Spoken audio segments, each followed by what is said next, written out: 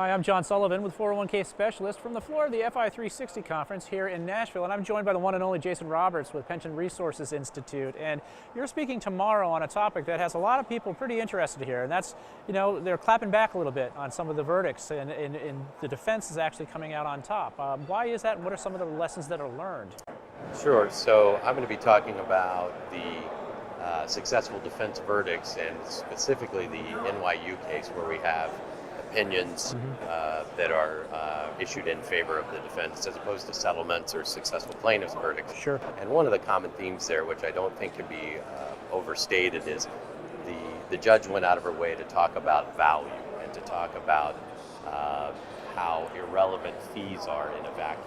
Right. So that comparing services based upon the nature, the scope, the frequency of the services, the background experience, credentials of the service provider, which is really what ERISA and reasonableness is about. Sure. But I think we've been sucked into this conversation focusing solely on fees and leaving out value, and so that's one of the points we're focus on. And she was pretty entertaining in some of her comments, wasn't she?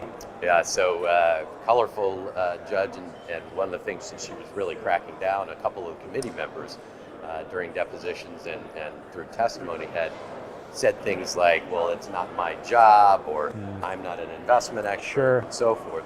And what that's really led to is an opportunity at Retirement Law Group, where we're dealing with plan sponsors directly, to help them evaluate who's on their committee. Right. And for advisors that are serving those same types of plan sponsors, helping the advisor have the tools to successfully help a plan organize their committee based upon strengths and weaknesses of committee members. Sure. So just because you're on a committee doesn't mean you have to vote on all issues. Right.